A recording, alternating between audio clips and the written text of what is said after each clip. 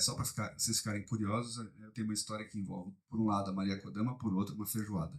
E não é a coisa mais fácil de imaginar. Um dia a gente conta, né?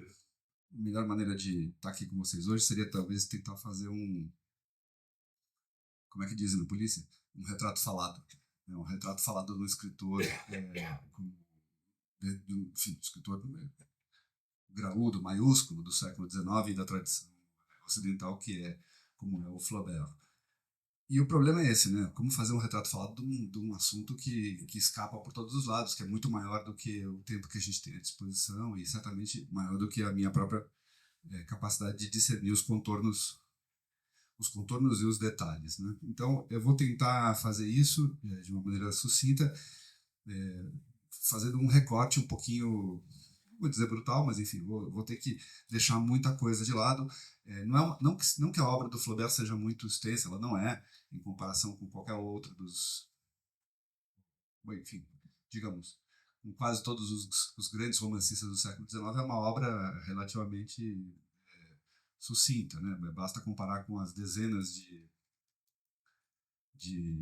de romances que o Balzac ou o Dumas escreveram, ou com as milhares de páginas, né? Literalmente milhares de páginas da ficção do Tolstói.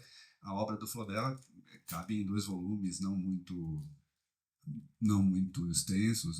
Nós estamos falando basicamente de romances como Madame Bovary, como A Educação Sentimental, de um volume de contos muito fininho, são os 3 contos, justamente, de 1875, 76, e de um romance inacabado, que é Bovary e Pécuchet, que ele deixa quase terminado, na verdade, quando falece, e desse outro romance esquisito, um pouco ilegível hoje em dia, mas ainda assim digno de ser visitado, que é Salammbô. Então, 4, 5, se quiser acrescentar alguma coisinha, aqui e acolá, 6 livros, não é demais, e é pouca coisa em comparação com outros. E, entretanto, a gente sabe, é um desses autores que a gente já leu e que a gente já leu mesmo quando nunca abriu as páginas, né? A Madame Bovary faz parte desse clube seleto de personagens da literatura ocidental que a gente conhece muito antes de ir lá bater a porta, né? Sei lá, Ulisses, o Don Quixote. Eu falo para meus alunos de letras, a gente conhece esses personagens antes de ler os livros, o que não é desculpa para não ler os livros, né? Pelo contrário. Mas, enfim, então eu achei que... obrigado. Um jeito de fazer esse retrato falado do Flaubert talvez consistisse em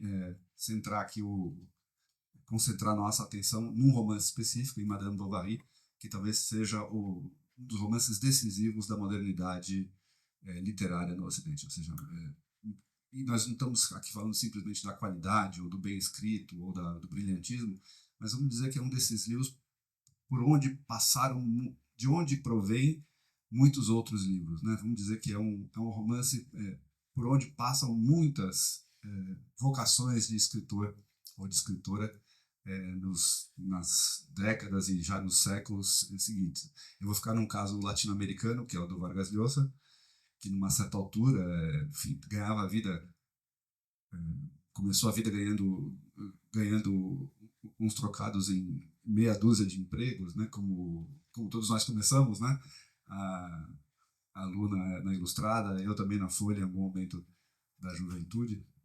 Então, o Vargas Llosa fala que quando era rapaz em Lima, queria ser escritor, queria ser isso, queria ser aquilo, e tinha que se desdobrar entre meia dúzia de empregos. E aí, quando ele realmente começa a levar a sério a ideia de ser escritor, ele fala, bom, tenho que aprender como é que se faz. E ele conta ele, né, que para não apenas ler Madame Bovary, mas para estudar Madame Bovary. Foi o primeiro livro que eu li com um lápis na mão. E esse testemunho do Vargas Llosa é fácil de se multiplicar. São muitos os escritores e escritoras que em algum momento param para ler esse romance como uma espécie de ato inaugural da sua vocação a sério de escritor ou de escritora. Então eu vou me concentrar nesse romance, não porque é maravilhoso, porque é central, mas também porque ali estão dadas de maneira bastante tangível e bastante vibrante todos os temas centrais da obra flaubertiana. Então a gente não vai esgotar tudo, mas lendo uma ou outra coisa aqui de Madame Bovary, a gente vai ter uma ideia bastante clara de qual escritor é esse, né? De quem nós estamos falando quando falamos de Flaubert. Então, alguns dados para localizar. Ele nasce em 1821, ele morre em 1880. Ele nasce não em Paris, ele nasce em Rouen, que é a capital da Normandia, mas que é uma cidade ao mesmo tempo rica e provinciana. Rica pelo comércio, é o coração de uma região agrícola, mas é uma cidade comercial desde a Idade Média. Então, uma cidade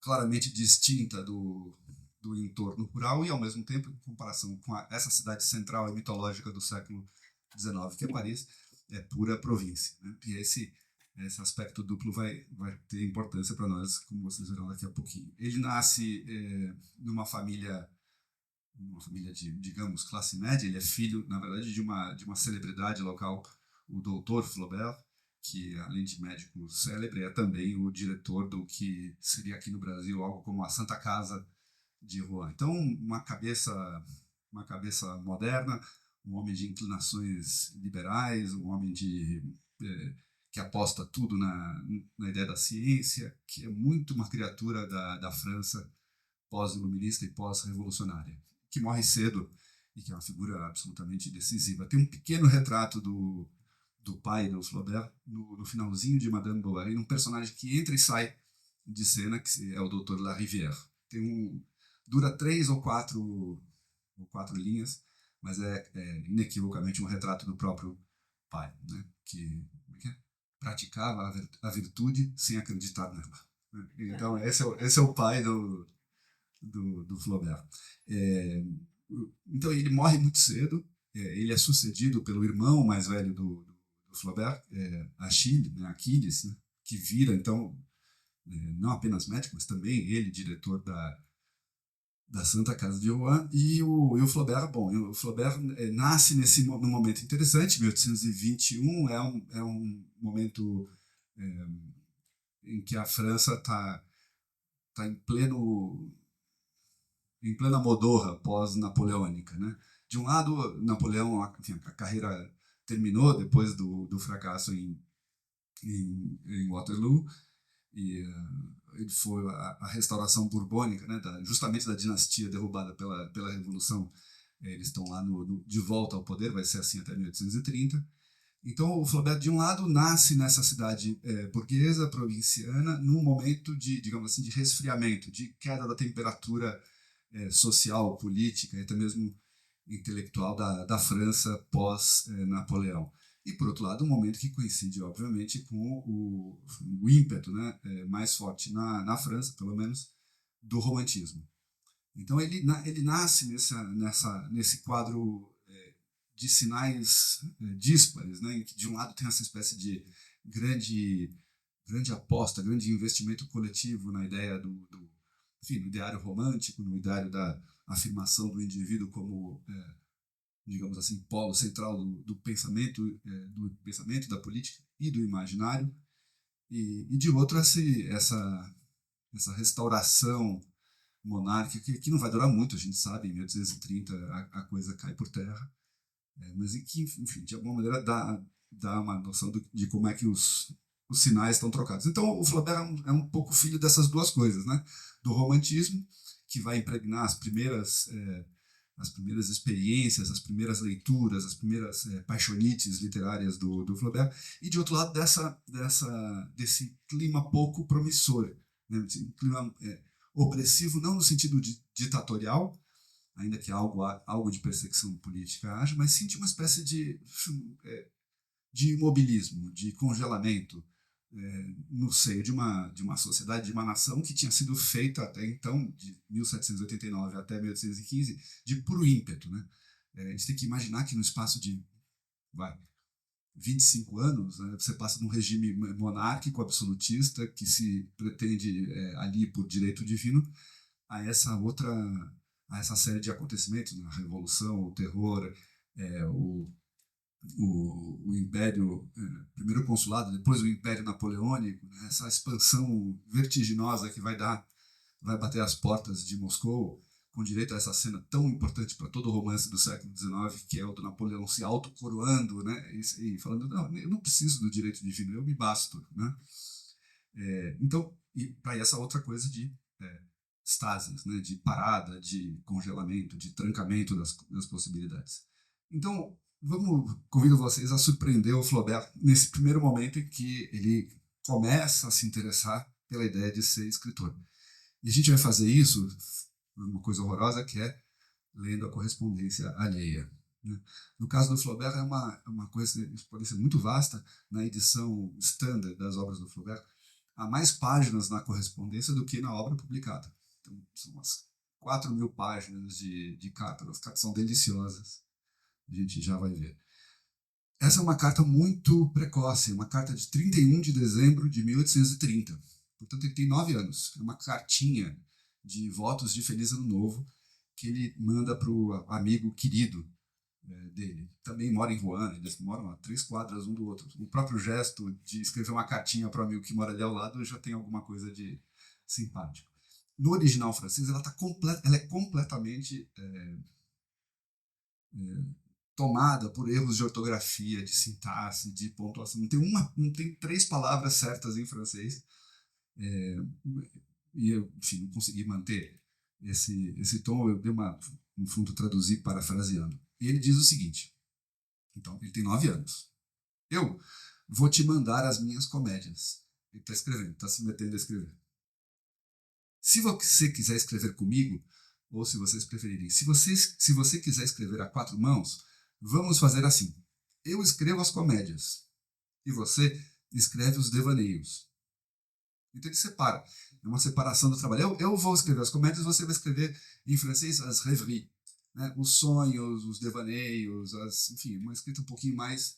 Mas é um termo, de qualquer modo, rêverie, obviamente de sabor romântico. Né?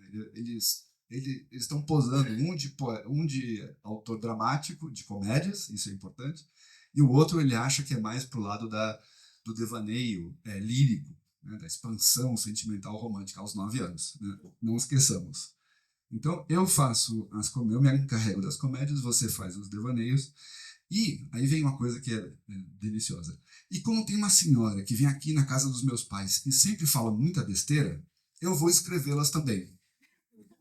Então, aqui tem uma coisa maravilhosa, porque em francês ela sempre fala muita bêtise, né? Besteira, tolice, no limite, burrice. Mas é uma das palavras centrais da obra do Flaubert, vai acompanhá-la até o final da vida, até o túmulo, né? E ela já está lá na cartinha de 9 anos. Então, bom, está aqui uma vocação de escritor aparecendo aqui diante dos nossos olhos, dá até um pouco de medo, né? Imaginar que uma criança de 9 anos já esteja urdindo esse tipo de planos, né? Mas tem uma coisa, então, ele se atribui um universo, um recorte dentro do continente literário. Eu vou escrever comédias. E ele, no fundo, está dizendo como é que ele vai escrever comédias. Né? Eu vou ficar aqui, é só esperar. É só esperar que as pessoas venham, falam muita besteira, e eu vou escrevê-las também. Quando ele diz escrevê-las também, reparem só, ele não está se projetando como alguém que escreve movido ou instado pela imaginação, pelo desejo de criar mundos alternativos ou diversos ou outros. Né? Isso é para o amigo, para o Ernest Chevalier, que vai escrever os devaneios. Eu vou escrever as comédias. Ele está um pouco dizendo como é que ele vai fazer. Eu vou ficar aqui esperando. A senhora que frequenta a casa dos meus pais fatalmente vai voltar, fatalmente vai falar mais bêtise, mais besteira, e eu vou aqui escrevendo. Quer dizer que a escrita aparece de cara na obra, não dá nem para dizer na obra, na vida do Flaubert, como uma coisa que é menos da obra, da ordem, da criação, do ato demiúrgico de criar um mundo ficcional a partir do nada, e sim que é mais da ordem da anotação do real, do ato de colecionar no real, na senhora que vem aqui na casa dos meus pais, esses momentos em que, de alguma maneira, se oferece a nós um núcleo, uma semente narrativa de ordem cômica. Né? Então, é claro, eu posso estar aqui, e muito provavelmente eu estou cometendo um erro, falando em tempo, não é, Luciano? Eu posso estar aqui cometendo uma espécie de ato de flagrante anacronismo. Estou tentando ler na carta de um garoto de 9 anos coisas que eu estou aqui contrabandeando com base na minha leitura das obras do homem maduro. Mas, enfim, alguma coisa. Às vezes os anacronismos são interessantes, acho que é um pouco isso que a Luciana estava nos sugerindo. Então, é, esse sujeito, ele vai escrever, ele tem de um lado, ele está às voltas com o romantismo, né, que ele deixa para o outro, que ele entrega para o outro, e ele está aqui se atribuindo esse território do cômico. De fato, quando a gente olha a obra juvenil do Flaubert, que ele certamente nos detestaria por lê-la, né, ele nunca publicou nada, mas os professores de literatura são gente temível, que vai lá e exuma o que não era para ser exumado e publica, e a gente pode, então, ler. Mas o que ele publica, o que ele escreve nos seus anos de infância e sobretudo, de adolescência, de fato, tem um certo teor cômico, e é um teor cômico todo ele derivado também do romantismo. Uma espécie de humor sombrio, de humor de gosto mais ou menos satânico, um certo gosto pela escatologia, pelo gesto de escandalizar um bom gosto supostamente instalado por meio da profanação do. Então é muito escolar, são cartas marcadas. Você lê esses textos flaubertianos como você lê os textos de quase qualquer outro poeta ou escritor de segunda linha do romantismo francês. E a partir disso ele não faz grande coisa. Então, o Flaubert, então, ele tem esse começo precoce, nós estamos aqui aos 9 anos, mas o fato é que ele não publica nada até os seus 36 anos. Ele aos poucos vai se tornando um problema para a família, porque para a mãe, né, o pai morre jovem, e a mãe vê o filho médico, né, dando certo, e o outro não fazendo nada, e persistentemente não fazendo nada. Ele vai a Paris, vai estudar direito, falta regularmente às aulas, né, falta consistentemente às aulas, no meio dos anos universitários em Paris, que são breves. Ele tem uma crise nervosa que na época é diagnosticada como sendo epilepsia. Eu tenho minhas dúvidas, porque é a única crise epilética que tem na vida inteira, não tem nenhuma outra, né? Eu acho que é aquele tipo de crise epilética que a gente tem justamente no dia do alistamento militar, ou coisa que valha. Eu acho que ele inventou, em algum sentido profundo do termo, ele afirmou, né, a impossibilidade, nenhum desejo de continuar ali e de fazer uma carreira no direito, na magistratura e assim por diante. E ele volta para Rouen, volta para a Barra da Saia da Mãe, entre outras coisas por razões muito práticas. Ele não tem um tostão, ele não tem profissão, ele não tem trabalho, e ele fica nessa situação, nesse limbo, né, digamos assim, até os 36 para 37 anos, quando finalmente ele publica o primeiro livro. E o primeiro livro não é nada mais do que Madame Bovary. Agora, esse tempo todo em que a família está desesperada para ver se o rapaz faz alguma coisa que preste, são anos de muita experimentação, são anos de muita reflexão, são anos em que o Flaubert, no fundo, está amadurecendo em silêncio público, pelo menos, um certo olhar para o mundo contemporâneo que vai ser o objeto por excelência da sua obra. E o que ele está vendo? Então, vamos sair um pouquinho da figura do Flaubert para ver um pouquinho o que está acontecendo, né, com a geração dele, né? E o que ele diz é o seguinte: eu sou membro eu pertenço a uma geração que chegou tarde demais, né? Essa sensação de haver chegado tarde demais não é só dele, ela é em uma medida importante também eles são um pouquinho mais velhos do que razoavelmente mais velhos que o Flaubert, mas a experiência já está lá. É de todos os grandes romancistas realistas da França do começo do século XIX. Todos eles têm a sensação de que chegaram tarde demais, né? O Stendhal, em primeiro lugar, o Balzac, em segundo, e o Flaubert, em terceiro. Então, o que é essa sensação de ter chegado tarde demais? Tem a ver com o que eu dizia ainda há pouco sobre a história contemporânea de todos eles. O Stendhal teve um pouquinho mais de sorte, ele conseguiu participar da campanha napoleônica rumo à Rússia, ele vai lá junto com Napoleão, presencia parte do desastre. No caminho, eu já não lembro se de ida ou de volta da Rússia, que se chama Henri Belle, ele fala: tem o nome mais cretino do mundo, não dá para ser escritor com um nome tão bobo como o meu, né? Então, indo ou voltando a cavalo da Rússia, ele passa por uma cidadezinha alemã que se chama Stendhal. E como todos os franceses fazem, ele deturpa imediatamente qualquer palavra estrangeira que ele tente pronunciar. Então, a cidade alemã vira Stendhal e vira o pseudônimo dele. Mas, fora isso, ele, como depois o Balzac, como depois o Flaubert, tem a sensação de que chegaram tarde demais no palco da história. O que quer dizer isso? Quer dizer que eles sentem que perderam o melhor da festa, que eles deixaram de testemunhar ou de viver em primeira pessoa esse momento tremendo da história contemporânea em que possibilidades se abrem, né? Em que com a queda do antigo regime, com 1789 e toda a sequência de acontecimentos que ocupam o palco francês, né, durante o quarto de século seguinte, que transformam o mundo. Né? Nós chegamos tarde demais para isso. Nós chegamos no momento em que isso, que se anunciava como uma possibilidade de transformação radical de tudo, ou caiu por terra, ou, para usar uma imagem muito importante para todos eles, ou se arrefeceu, perdeu temperatura, esfriou, ficou morno. Todos eles têm essa ideia. O Stendhal deu um jeito de colocar isso em cena nos primeiros momentos de O Vermelho e o Negro. Não sei se vocês já leram, mas como é no comecinho, enfim, o spoiler não é demasiado grave, né? Vocês lembram que nas primeiras cenas do livro, o herói, o Julien Sorel, está se furtando ao trabalho. Ele trabalha na serraria do pai. Ele deixa a máquina lá funcionando sozinha, sobe numa das traves do galpão da serraria para ficar lendo o Memorial de Santa Helena, né? Ou seja, as memórias do Napoleão no exílio, que é um dos grandes best-sellers do começo do século XIX. Ele está lá entretido, ele está lá entregue a essa leitura que de alguma maneira é um transporte, né? E quando o pai entra no galpão, vê o garoto se gazeteando o trabalho, pega um pedaço de pau e primeiro derruba o livro, mas na sequência derruba o próprio garoto. Então cai o livro, cai o garoto, depois o pai pega o livro e joga no riacho que move as engrenagens da serraria.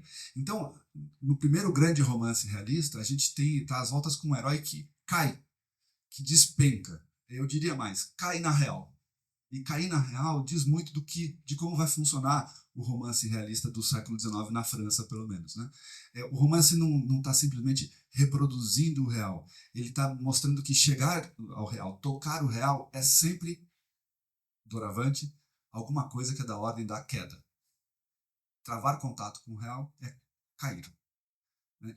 Literalmente, no caso do Julien Sorel, e metaforicamente em vários outros casos, como a gente vai ver. Então, o herói que gostaria de ser Napoleão chega tarde demais para ser Napoleão. Ele vai ter que fazer valer o seu ímpeto, a sua ambição, os seus desejos, num território que, doravante, se apresenta de saída como pouco propício, quando não completamente contrário e adverso a esses mesmos impulsos. No caso de O Vermelho e o Negro, do Stendhal, vocês sabem, o herói que queria ser Napoleão vai ter que se conformar com ser padre, que é a última coisa que ele contava. Ele é completamente ateu, ele é completamente anti-eclesiástico, na melhor tradição republicana francesa, e ele vai se ver constrangido a tomar ordens, porque esse é o único jeito de subir na vida para um garoto, filho de pouco mais do que um camponês. Essa queda no real, então, se duplica na segunda coisa importante para quase todos os romances e para quase todos os heróis e heroínas do romance realista, que é o aprendizado do cinismo. O único jeito de prosperar nesse mundo em que eu caio, nesse mundo que é ele próprio decaído, digamos assim, é aprender o cinismo e é praticar o cinismo.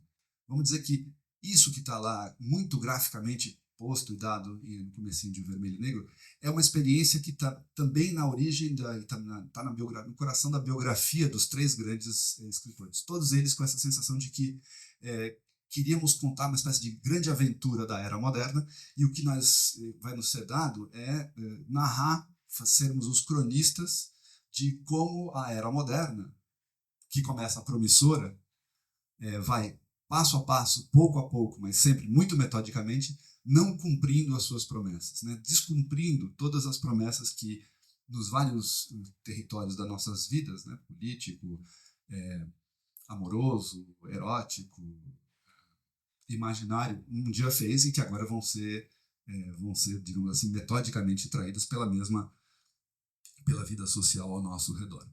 Então, vamos dizer que isso que está no Stendhal está também no Balzac.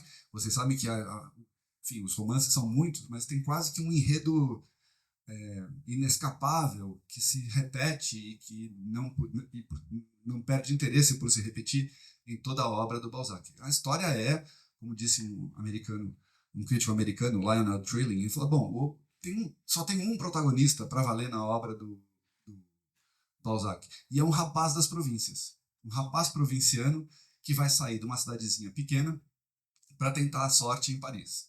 Vale lembrar que os três grandes narradores do romance realista são os três provincianos, né? O Stendhal, o Balzac e também o Flaubert. Então, o assunto por excelência do romance balzaciano é o quê? É um rapaz talentoso, impetuoso, inteligente, vibrante, genial, belo, seja lá o que for, alguma combinação dessas dos itens anteriores, e que resolve dar um jeito de sair da província para ir para Paris, para conquistar Paris.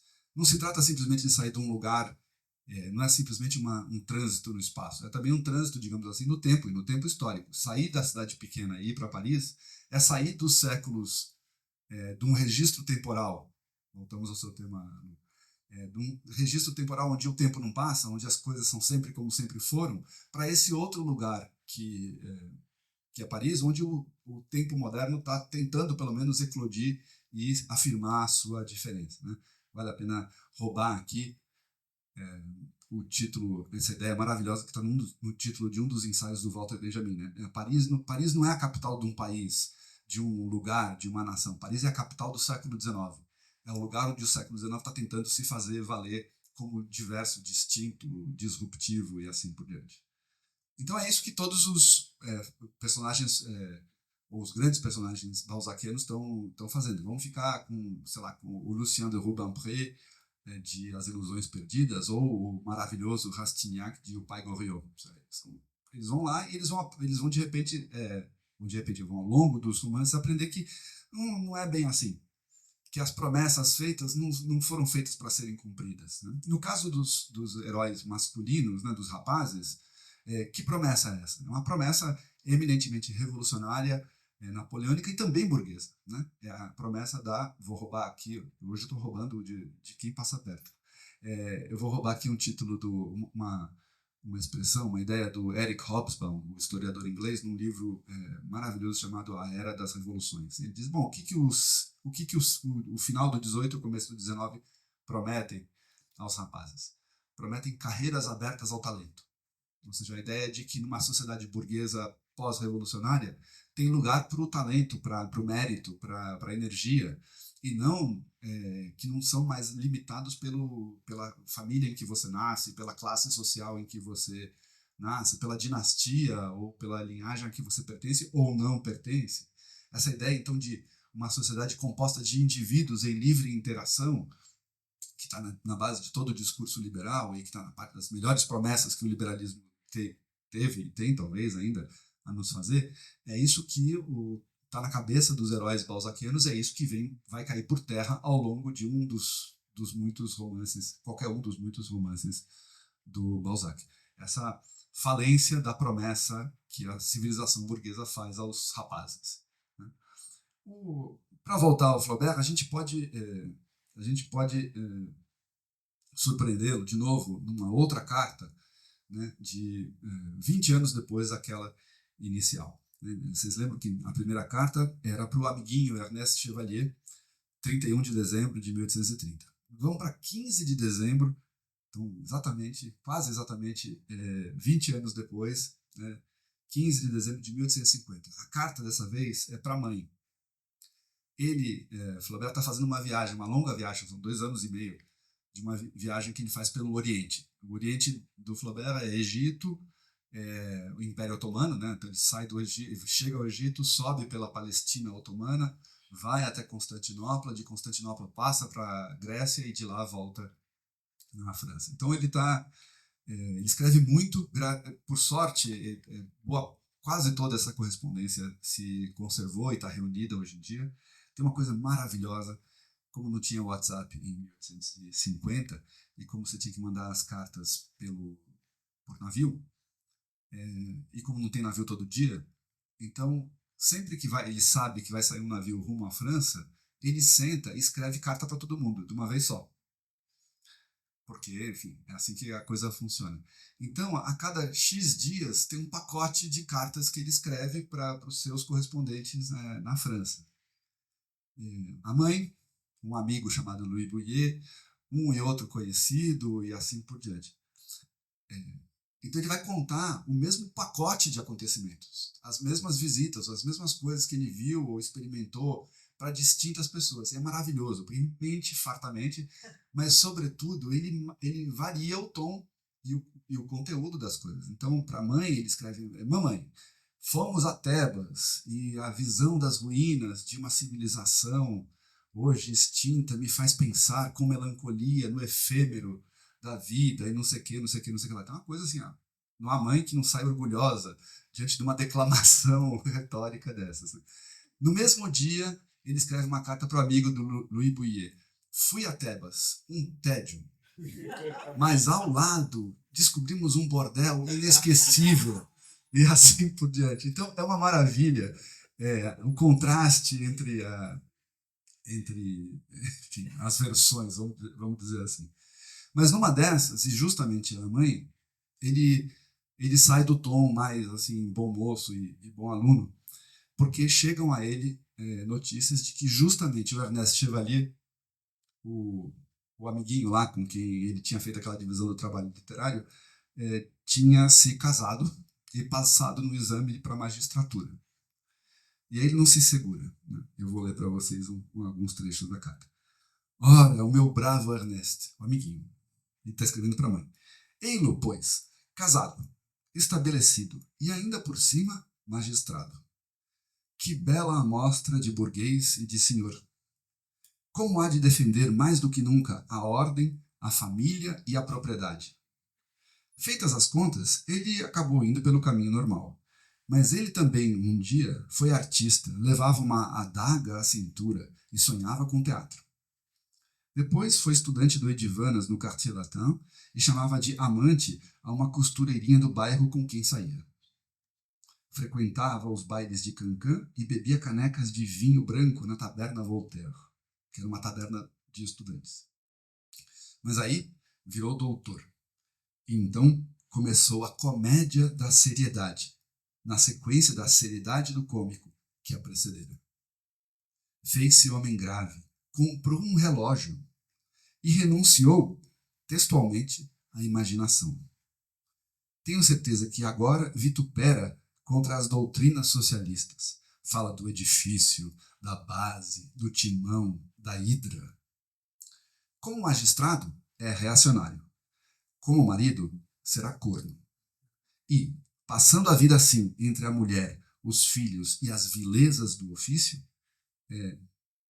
eis aí um fulano que terá cumprido todas as melhores promessas da humanidade. Aff, é melhor trocar de assunto. Né? Ouf, parlons d'autre chose no original francês.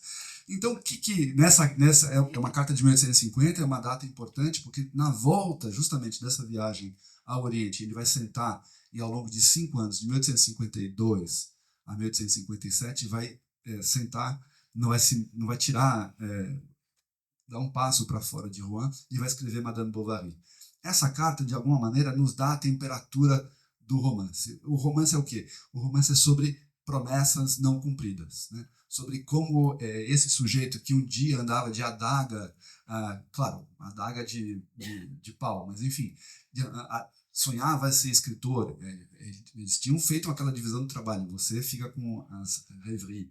E que foi para Paris, e foi estudante, e ia nos cabarés e nos bares de estudantes, e tem uma tem uma tem uma namorada que é uma grisette em francês, que só é um termo genérico para costureirinha, para moça do povo, portanto. Então, que tem relações fora da sua classe social e assim por diante. Esse cara que prometia tanto, agora é marido, magistrado e daqui a pouco corno, né? Diz ele. Então é sobre esse cara não cumprindo as suas promessas, mas de alguma maneira é também sobre uma espécie de vibração social e política e também literária, que tem a ver com o romantismo, que parece que não deu onde tinha que dar, que parece que frustra as expectativas que nós depositamos nelas, né? Então, isso que nós estamos ainda num território biográfico, essa ordem de frustração e de experiências de uma temperatura que baixa, estão na base da escrita de Madame Bovary.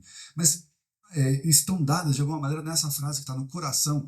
Eu adoro, claro, eu adoro a frase do magistrado será reacionário, o marido será corno. Mas do ponto de vista literário, acho que a coisa mais central é o quê? É esse momento em que ele fala, olha, antes, quando jovem, ele levava a sério o cômico. Não, perdão, desculpe. Antes, ele levava... mas aí virou doutor, e então começou a comédia da seriedade, na sequência da seriedade do cômico. Ele, jovem, levava a sério, portanto, o que é da ordem do sonho, da comédia, da zombaria, da liberdade, e agora que ele vai estar enterrando tudo isso, nós vamos ficar com o quê? Com a comédia da seriedade. Comédia da seriedade burguesa, balofa, morna, que agora vai dar o tom de tudo que resta na vida dele. Isso que ele está falando com, enfim, mala sangre, óbvio, né, a propósito do amigo, de alguma maneira é o tom que vai imperar e que vai dar as cartas nesse romance que ele começa a escrever pouco depois e que ele já está, no fundo, gestando ao longo da viagem pelo Oriente. Né?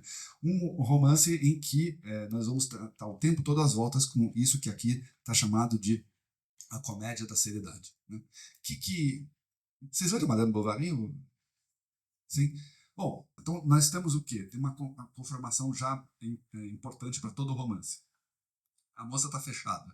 Ela está encerrada na escola de freiras. Ela é uma interna na escola de freiras. E ali, nesse lugar, ela trava contato com uma certa literatura que promete o exato oposto, expansão pura.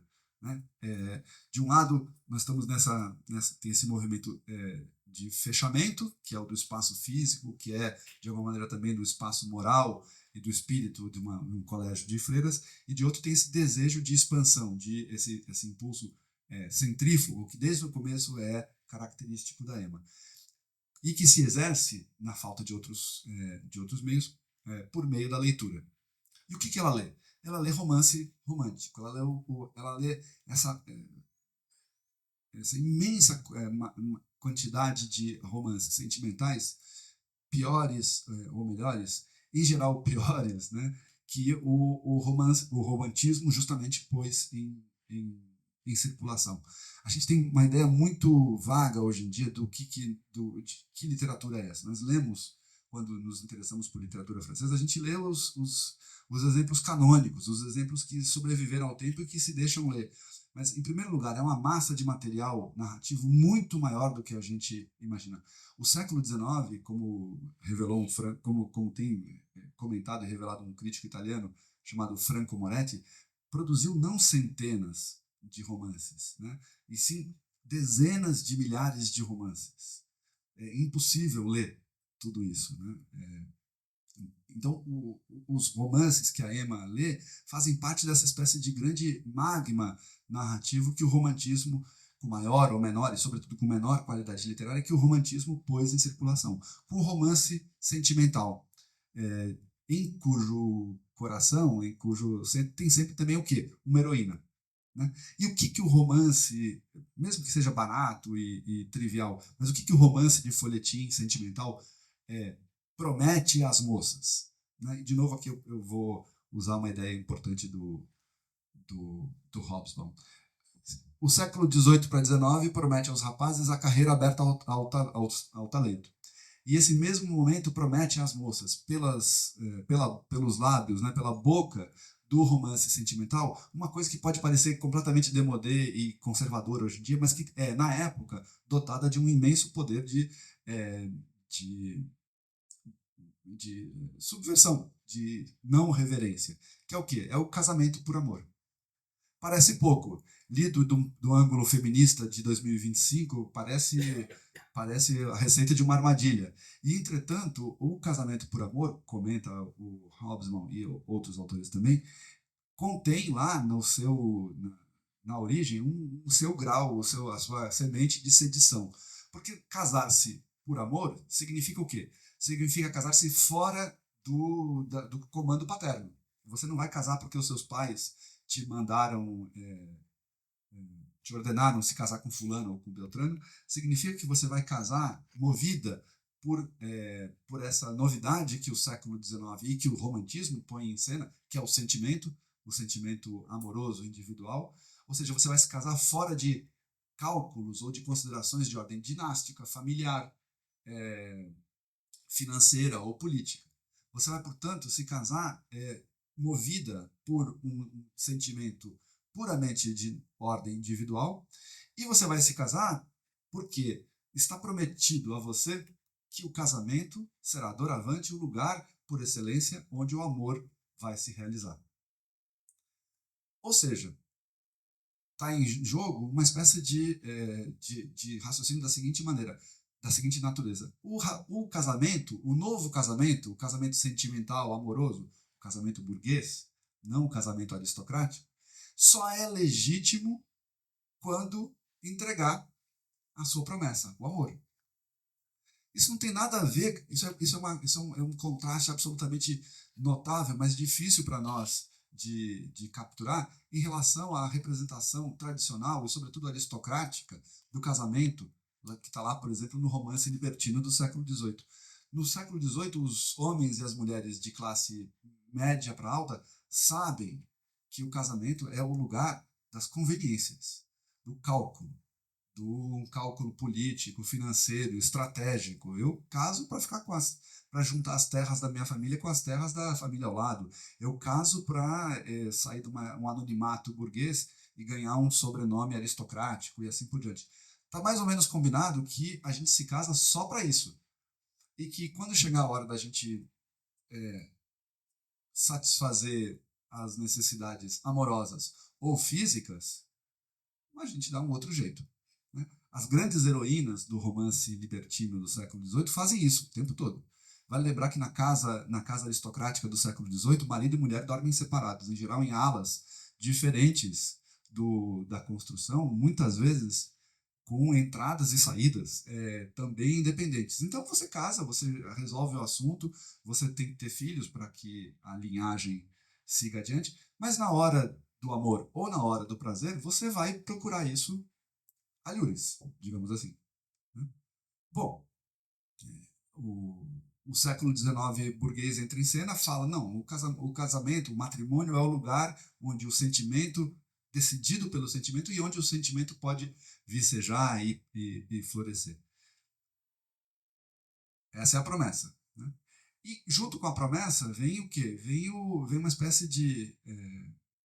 vem um penduricalho, né? Um jabuti, talvez se dissesse no Congresso Nacional Brasileiro, né?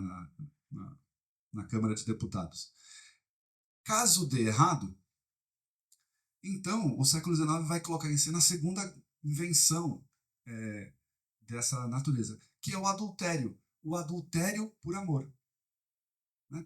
Todo mundo no século XVIII é adúltero. E isso faz parte da combinação. É só não dar demais na cara, é só não fazer disso alguma coisa de escandaloso. Então o século XIX vai colocar duas novidades em cena. O casamento por amor, e caso isso dê errado, o adultério por amor.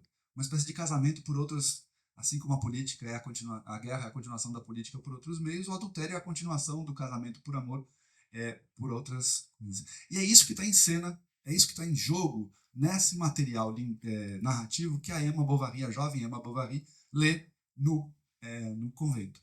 Bom, não podia... Tá plantada aí a semente narrativa do romance inteiro.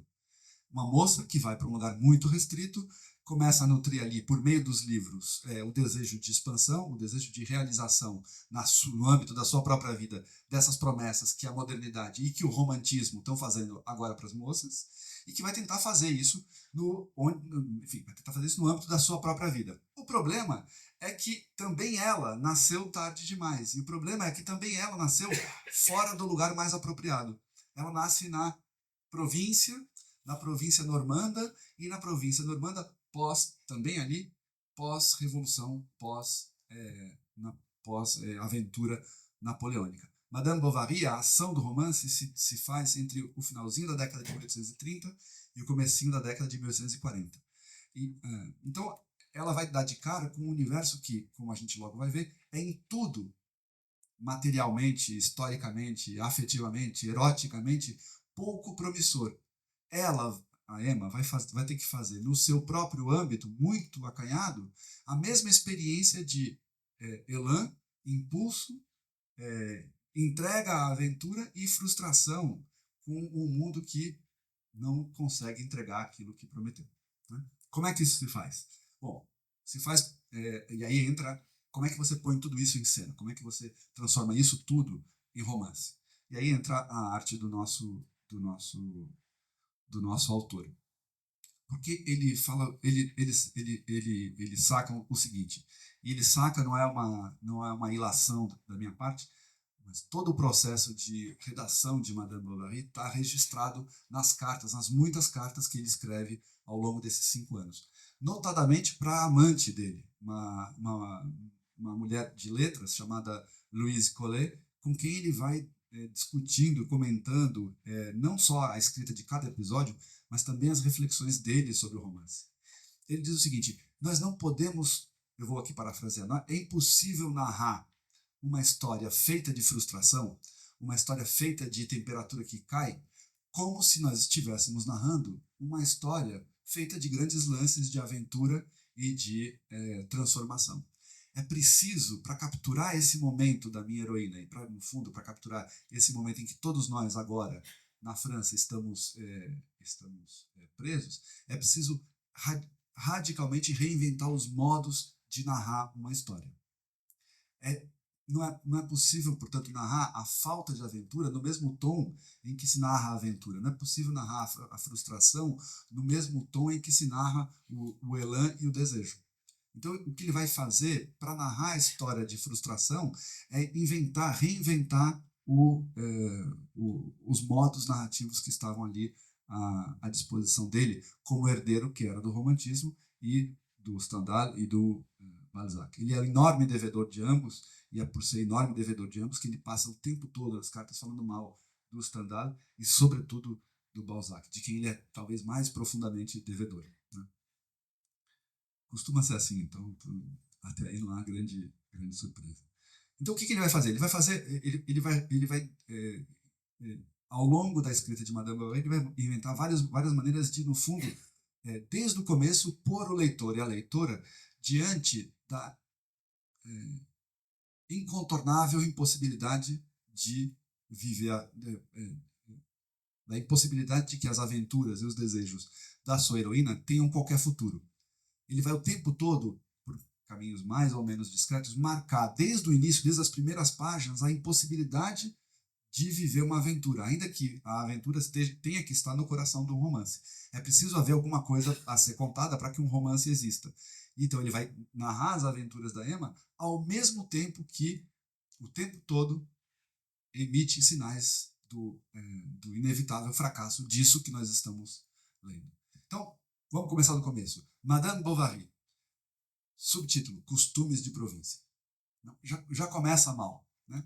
Madame Bovary, você está entregando o protagonismo a uma mulher e, na sequência imediata, você está dizendo que isso aqui não que isso aqui são costumes de província. De um lado, você promete a aventura, e de outro, você diz, só que isso vai se dar na província, e sob o signo dos costumes, ou seja, daquilo, Luciana, que temporalmente não muda nunca.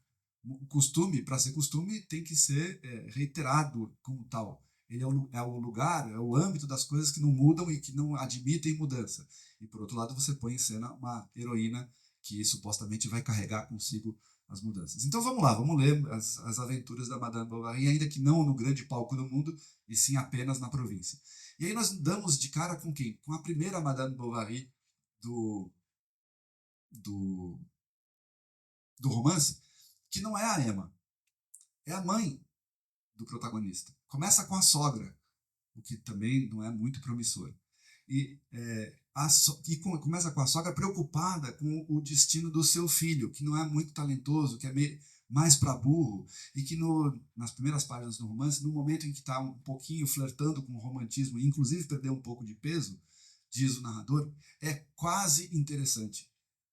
Então, em vez de colocar rapidamente em cena a Emma, ele vai, no fundo, fazer uma espécie de grande rodeio, que dura mais ou menos 30 páginas, ao longo do qual ele vai preparando um cenário em tudo, e em cada um dos seus personagens, pouco propício ao que logo depois vai entrar em cena, quando a Emma entrar em cena.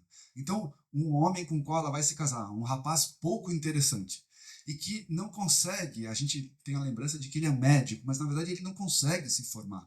Ele é uma espécie de agente de saúde, alguma coisa menos, portanto, do que um médico com um título pleno, digamos assim. E a primeira Madame Bovary, a senhora Bovary que entra em cena, é a mãe do herói, do herói masculino. Seguida não da Emma, mas da primeira esposa, que é uma senhora mais velha com algumas propriedades com quem a mãe o casa e que falece pouco depois, deixando lá um dinheirinho merreca qualquer. E só depois disso, só depois que está circunscrito esse âmbito provinciano, medíocre, quase interessante, quase rico, quer dizer, quase de classe média, assim por diante, só então entra em cena a nossa protagonista, finalmente. A Emma, que vai, então, recém-saída do convento, onde ela se nutriu de literatura romântica por todos os poros, de todas as maneiras possíveis, vai dar de encontro com esse nosso herói quase interessante. E com quem se arranja, então, um casamento. Porque, justamente, para Emma se trata de sair do convento, sair da casa paterna. E ela encontra esse rapaz, que é quase interessante, já é alguma coisa, né? E se casa. Então, vamos vê-la chegando na sua primeira casa, na primeira casa dela, como, perdoem o pleonasmo, como mulher casada. Olha só. Então ela saiu o pai tem uma propriedade rural que se chama Berthaud, e aí ela vai para a primeira casa dela como mulher adulta, né, num lugarejo chamado Tostes, que não é o lugar onde as ações principais do romance vão se dar. Né? Então, vamos lá, é no capítulo 5 da parte 1 do romance. Quem fala é um narrador onisciente em terceira pessoa. Ele diz o seguinte: a fachada de tijolos situava-se exatamente no alinhamento da rua, ou, melhor, da estrada. Atrás da porta estavam dependurados uma capa de gola curta, uma rédea, um boné de couro preto e, num canto, no chão, um par de polainas ainda cobertas de lama seca. À direita havia a sala, isto é, o aposento onde se comia e se vivia. Um papel amarelo canário realçado no alto por uma guirlanda de flores pálidas tremia sobre uma tela mal estendida. Cortinas de chita branca, guarnecidas de um galão vermelho, entrecruzavam-se ao longo das janelas, e sobre o estreito rebordo da lareira resplandecia um relógio com a cabeça de Hipócrates. Imaginem que horror é isso, né? Um relógio com a cabeça de Hipócrates é pior do que um pinguim de geladeira, né? Entre dois castiçais folheados a prata sob globos ovais. Do outro lado do corredor achava-se o consultório de Charles, o rapaz com quem ela acaba de se casar, Charles Bovary. Pequena peça de uns 6 passos de largura, com uma mesa, 3 cadeiras e a poltrona da escrivaninha. Os tomos do Dicionário das Ciências Médicas, não cortados, eu já vou explicar o que é isso, mas cuja brochura trazia as marcas de todas as vendas sucessivas por que haviam passado, ornavam quase exclusivamente as 6 prateleiras de uma estante em madeira de pinho. Um cheiro de refogado penetrava pelas paredes durante as consultas, assim como se ouvia na cozinha os doentes tossirem no consultório, e ouvia-se contar a sua história toda.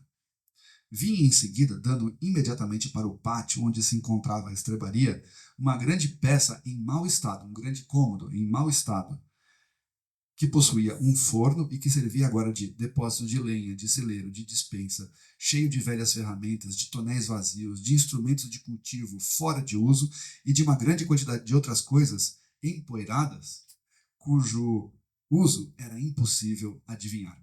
Então, ela acabou de casar, ela está indo para o mundo, e o que ela encontra? Ela encontra essa casa. Essa casa é, stricto sensu, gramaticalmente falando, descrita para nós por um narrador onisciente. Então ela se apresenta, pelo menos assim, prima facie, sob o aspecto da objetividade do narrador. É assim que é. Mas se a gente lê e relê com um pouquinho mais de desconfiança, a gente vai ver que, na verdade, e aqui está o Flaubert inventando novas formas de escrever romance. Essa narrativa em terceira pessoa é toda ela ancorada e dependente da perspectiva da personagem. Quem governa a apresentação disso, sintaticamente falando, é, obviamente, o narrador. Mas quem dirige e quem organiza a sucessão, e, sobretudo, como a gente vai ver daqui a 2 segundinhos, quem, no fundo, está atingindo essa objetividade de reação subjetiva e de desgosto subjetivo é, afinal de contas, a personagem. Quer dizer que ele está inventando um modo narrativo em que você mantém toda a parafernália do romance realista que o precedeu, sobretudo na figura desse narrador em terceira pessoa, onisciente, que organiza as massas de material diante dos nossos olhos, mas ele está também, sutilmente, cedendo lugar e, aos poucos, cedendo primazia ao olhar a perspectiva de uma personagem específica, a heroína, que vai então incidir sobre o mundo e que vai, de algum nível importante, governar a nossa própria apreensão e experiência desse mundo ficcional. Porque reparem só, lendo rápido parece uma coisa objetiva, dá para desenhar essa casa. Mas, por outro lado, olhando um pouquinho mais de atenção, no fundo, o que está em jogo aqui é uma primeira e decisiva experiência de frustração. Né? Ela vai para casa e a parede, a fachada é de tijolos. Nos termos do século XIX, é uma casa pobre. É uma casa de meros tijolos, que não tem nenhuma...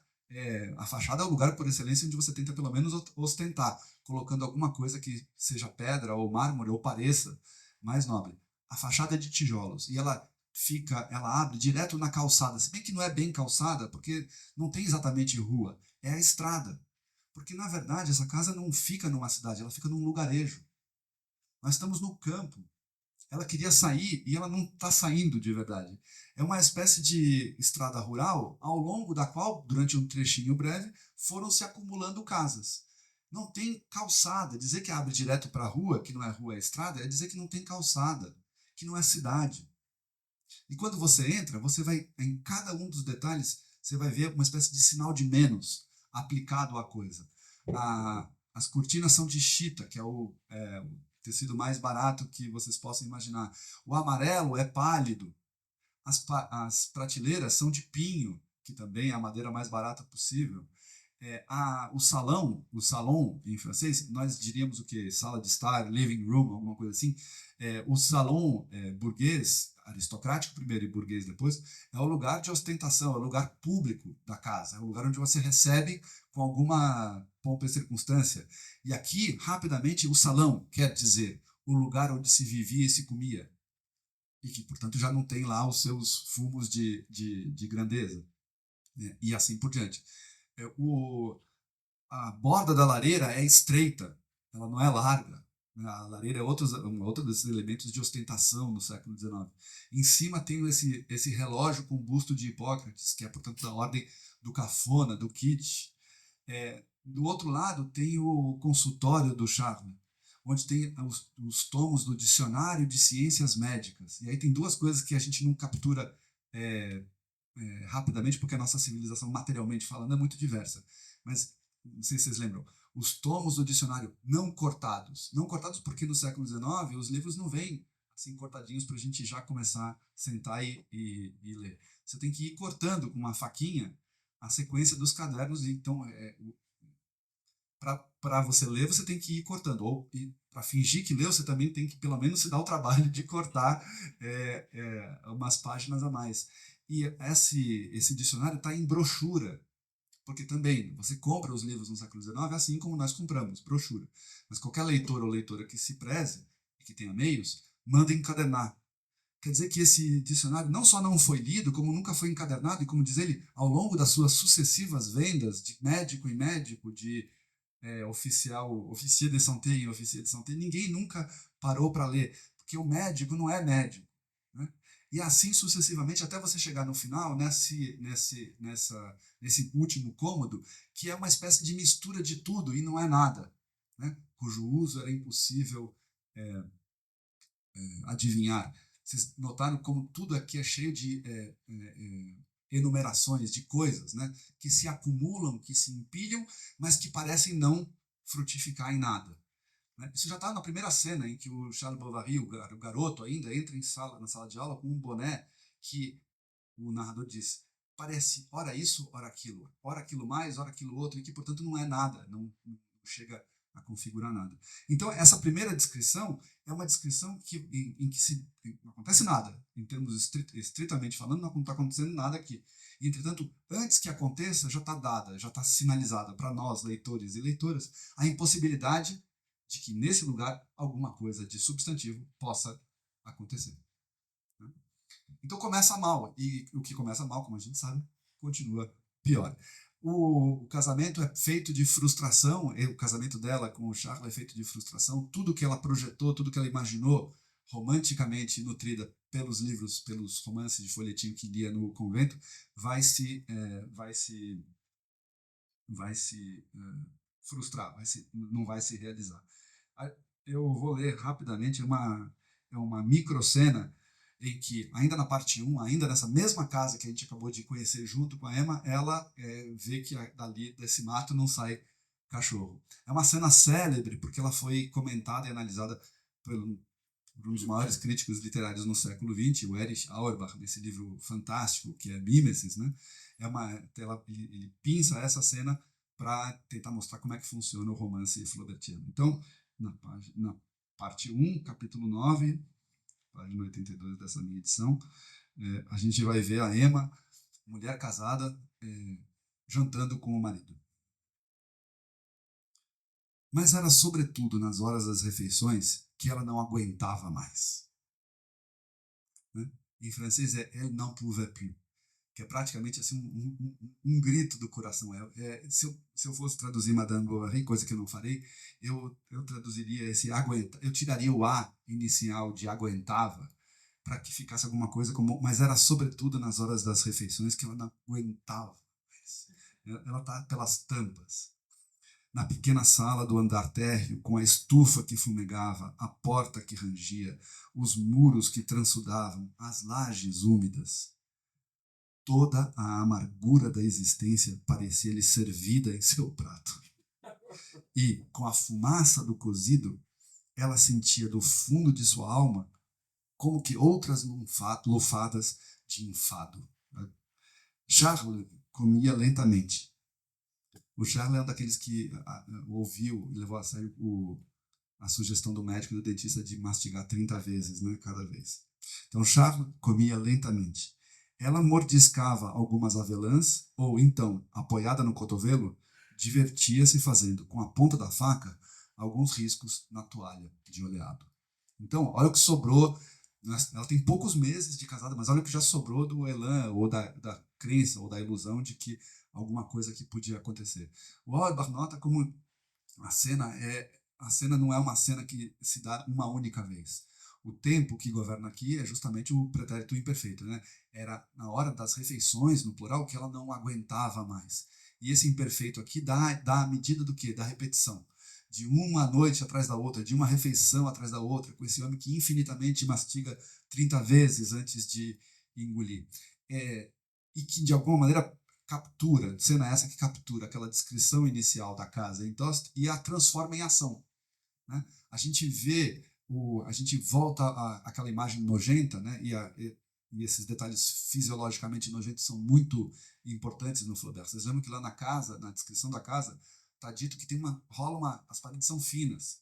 Então rola uma espécie de confusão acústica, vamos dizer assim, sejamos elegantes, entre, de um lado, o barulho da cozinha e o cheiro que vai levantando do refogado, do cozidão na cozinha, com os tossidos, com as tosses e, portanto, com o catarro do outro lado, do lado do consultório, como se uma e outra coisa começassem a se confundir de maneira pouco promissora, para dizer pouca coisa. E aqui, novamente, né? Aqui toda a amargura da existência está servida no prato de comida. De novo, é uma imagem tremenda, porque no fundo você está pegando alguma coisa de muito alto, de muito elevado, né, toda a ordem de ilusões e de desejos que movem a Emma e fazem dela o único polo realmente ativo no romance inteiro, e tudo isso está rebaixado e jogado no prato de cozido, de onde sobem não o cheiro, não o aroma, não a promessa de um prazer gustativo, senão que lufadas de enfado, né, como está dito aqui.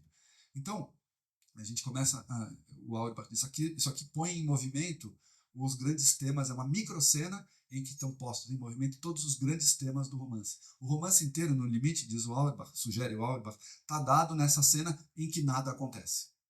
Então, novamente, tem uma espécie de ação que se frustra como ação, como alguma coisa prende consequências e desdobramentos possíveis. Tudo já está dado na ordem, nesse parágrafo em que o elan da Emma é submetido à ordem da reiteração, da repetição, dos costumes de província e das 30 mastigadas do marido. Marido esse que, vale lembrar, também aqui nesse movimento de rebaixamento que é típico do romance do Flaubert, tem um nome que, em português como em francês, leva o nosso herói, entre muitas aspas, para o lado do quê? Do animal ruminante, né? O Bovary é o Bovus, né? O Bovus do latim. É o homem ruminante que fica ali mastigando. No final da vida, o Flaubert, como vocês sabem, vai escrever Bouvard e Pécuchet. E aí também tem uma piada etimológica, né? O Bouvard continua sendo um personagem grandão, volumoso, como um boi, né? Como o Bovus latino, do qual o seu nome de alguma maneira provém. E do outro, tem esse outro personagem, né? É um pouco o Laurel e Hardy, né? O gordo e o magro. Tem esse outro personagem baixinho, magricela, que se chama Pécuchet, que obviamente vem de pecus, né? Da ovelha, do latim. Né? Então tem uma espécie de animalização. Né? Ali onde ela, Emma, esperava encontrar um parceiro para o amor no seio do casamento, ela se encontra, num sentido importante, com um animal ruminante. Né? Então, essa frustração está dada ali. Vamos ver como é que isso... Vamos soltar um pouquinho a rédea da ação e vamos ver como é que todas essas coisas que estão dadas na cena da chegada à casa em Tostes e depois nessas cenas repetidas, né, de jantares tediosos, como é que tudo isso ganha elan numa das grandes cenas de Madame Bovary. Então, de novo, a gente está indo para cenas maiores, com mais ação, com mais personagens. E lá, eu já adianto, no coração da ação mais trepidante do romance, nós vamos nos reencontrar com a impossibilidade de que qualquer coisa aqui possa, de fato, acontecer.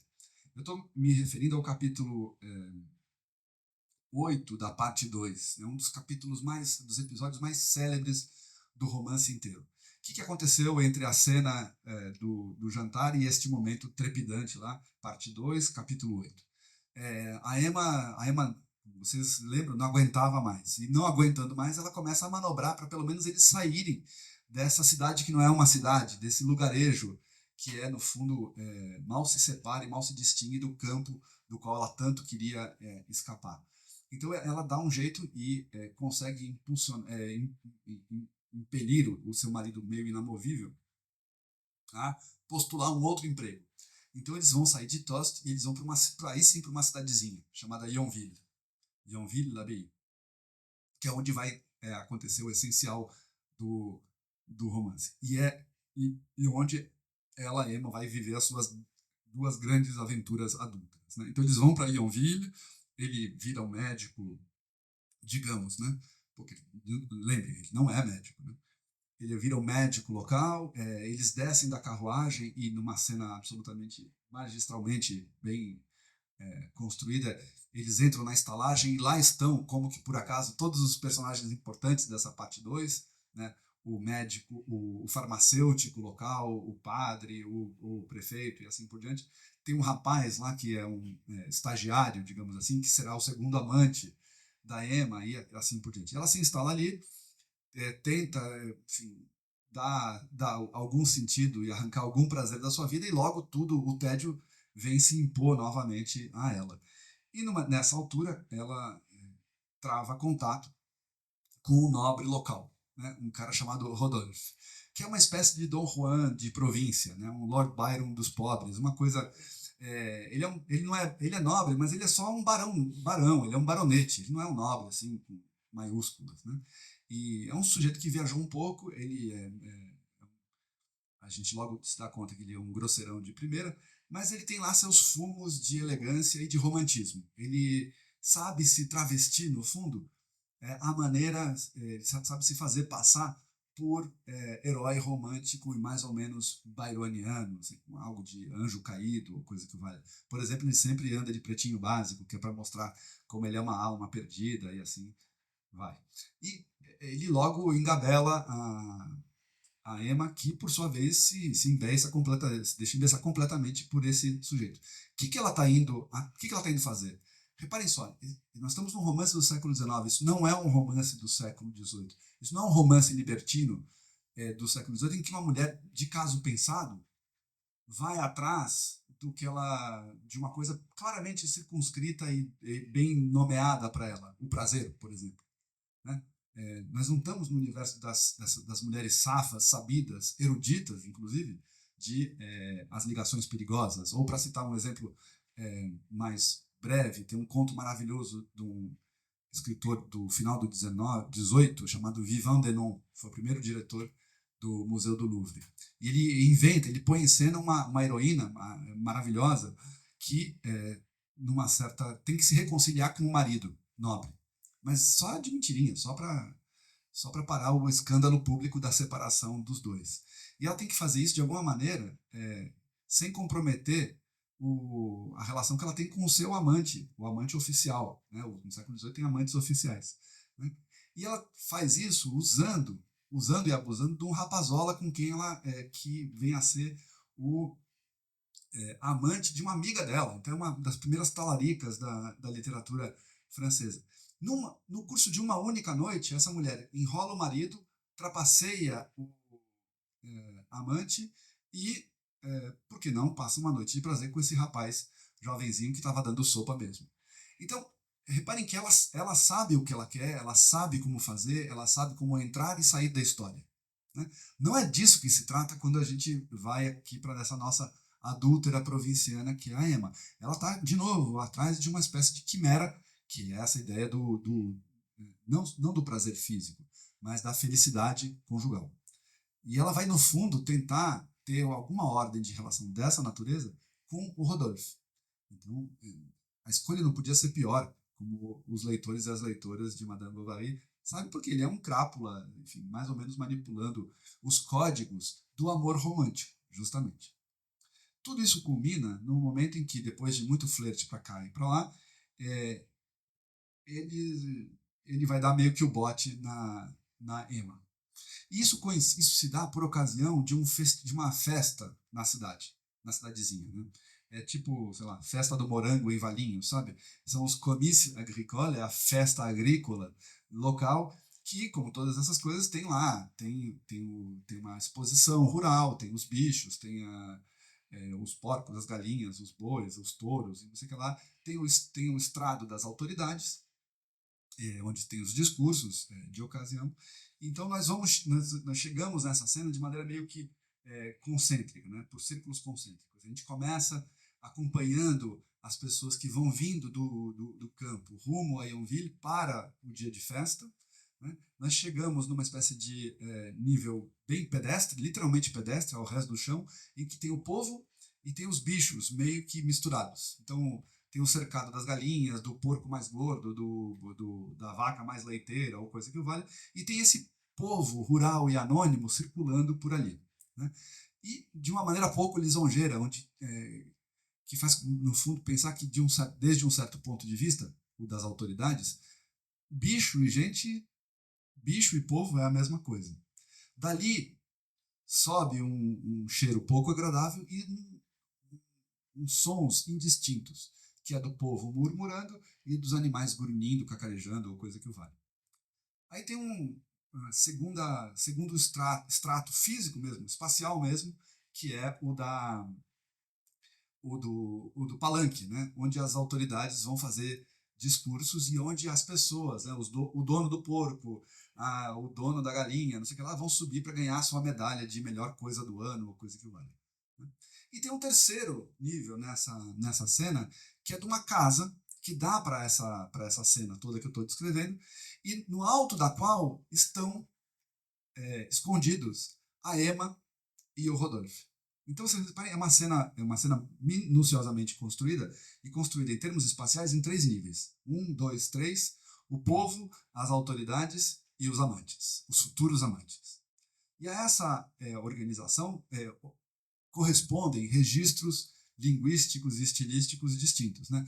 O rumor indistinto embaixo, o discurso oficial no meio, no estrado, e a sedução amorosa no terceiro andar. Reparem que isso, de alguma maneira, que é simplesmente físico, também corresponde, dentro de um certo imaginário que é o da Emma, né, a uma espécie de ascensão. É como se essa sequência, no fundo, também fosse configurar-se, em termos espaciais, uma hierarquia moral e sentimental. Tem a vida material, tem a vida do trabalho, tem a vida cotidiana, tem a vida do dia a dia, tem o universo do discurso organizado, da fala organizada, da literatura ou da literatice organizada, e tem esse outro lugar, não por acaso superior, fisicamente falando, superior, mais alto que o dos outros, que é o lugar do quê? Do indizível, do sublime, ou pelo menos do sublime almejado. Né? Então, como é que o Flaubert vai organizar essa cena? A cena é absoluta, vocês têm que ler isso com... De novo, vou dar o conselho do Vargas Llosa, de lápis na mão, porque ele está inventando um novo jeito de escrever romances, e num certo sentido não desprezível, ele também está inventando a gramática do cinema antes que exista o maquinário do cinema. Porque ele vai proceder por blocos narrativos que ele não tenta articular. Ele começa narrando um pedaço fechando o foco em algum aspecto desse primeiro andar, onde está o povo e a bicharia. Ele, ponto, parágrafo, transita para o andar de cima e reproduz um pedaço do discurso. Ponto, parágrafo, sobe para o andar de cima, com perdão do pleonasmo, e captura um trechinho da conversa amorosa entre a Emma e esse primeiro amante que se chama Rodolphe. E assim sucessivamente.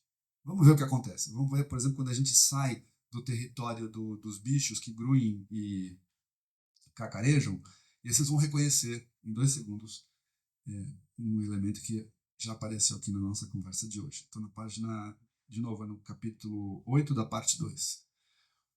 Então, a gente acabou de subir do andar lá dos bichos e do povo, e a gente está chegando aqui no lugar das autoridades. Né? E justamente na hora em que começa um discurso. E vocês vão ver que todos os temas da carta de 1850, dirigida à mãe a respeito do tal amigo do Ernest Chevalier, vão reaparecer.